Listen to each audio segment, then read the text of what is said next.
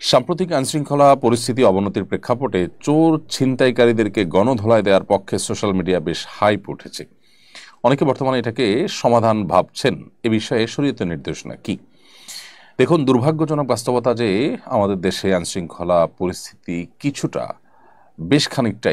শুধু নয়, বেশ খানিকটাই অবনতি হয়েছে এবং জনমনে বেশ কিছুটা আতঙ্ক তৈরি হয়েছে। এর কিছু তো বাস্তব ঘটনা যেমন আছে, আবার কিছুটা আতঙ্ক সৃষ্টি করার একটা অপপ্রয়াসও আছে, সেটিও কিন্তু বোঝা যায়। ব্যাপার যাই ঘটুক না কেন, যে কিছু কিছু ঘটনা ঘটছে এবং চুরি ডাকাতি বেড়েছে, এটা তো ওপেন সিক্রেট, আমরা সবাই জানি। তো এই পরিস্থিতিতে থামাবার উপায়টা কি? দেখুন, যারা বলছেন যে চোর ছিনতাইকারী ধরেই গণধোলাই দিতে হবে, তাদের সাথে আমি বিনয়ের সাথে ভিন্নমত পোষণ করছি।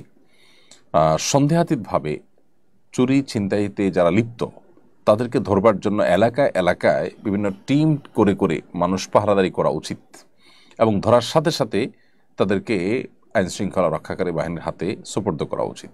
খুবই যৌক্তিক একটা প্রশ্ন উঠে আসবে এখন, যে আইনশৃঙ্খলা রক্ষাকারী বাহিনীর হাতে ছেড়ে দিলে তারা আবার ছেড়ে দিবে। এই জায়গাটাতে আমাদের খুব বেশি মনোযোগ দেওয়া দরকার, শক্তি ব্যয় করা দরকার, যে আইনশৃঙ্খলা রক্ষাকারী বাহিনীরা যাতে কোনোভাবে এদেরকে ছাড় দিতে না পারে, ছেড়ে দিতে না পারে, সে ব্যাপারে নজরদারি করা, সে ব্যাপারে আমাদের বিশেষভাবে মনোযোগী হওয়া, আন্দোলন সংগ্রাম করা, এটা জরুরি।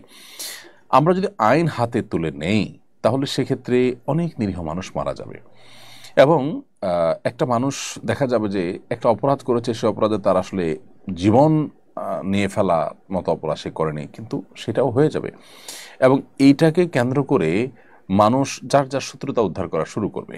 ইতিপূর্বে যখন এরকম ঘটনা ঘটেছে, আইন হাতে নেওয়ার যদি কোনো সুফল আপনি দেখেনও, তার কুফল কিন্তু অনেক বেশি। বিধায় একটা সমাজে গৃহযুদ্ধ অথবা একটা সমাজে অস্থিতিশীল একটা পরিস্থিতি এটা তৈরি হোক, এটা যদি আমরা না চাই, তাহলে সেক্ষেত্রে আইন হাতে তুলে নেওয়ার পক্ষে আমরা অনুগ্রহ করে কোনো ক্যাম্পেইন করব না, বরং আইন হাতে তুলে নেওয়ার জন্য যে শক্তিটা আমরা ক্ষয় করব, ওই শক্তি প্রয়োজনে আইন শৃঙ্খলা কেন বাস্তবায়ন করা হচ্ছে না, সরকারের বিরুদ্ধে আমরা আওয়াজ তুলতে পারি, চাপ সৃষ্টি করতে পারি এবং নিজেরা আমরা পাহারাদারি করতে পারি। দেশের জনগণ বিভিন্ন প্রান্তে প্রান্তে এলাকা এলাকা যদি নিজেরা দায়িত্বশীল ভূমিকা পালন করেন, তাহলে সেক্ষেত্রে এটা কিছুটা হলেও কমিয়ে আনা সম্ভব। আল্লাহ তাআলা আমাদেরকে নিরাপদ একটি আবাসভূমি দান করুন, আমাদের প্রিয় স্বদেশকে সকল অশান্তি, সকল অপরাধ কর্ম, সকল অস্থিতিশীলতা, এগুলো থেকে আল্লাহ তাআলা হেফাজতে রাখুন।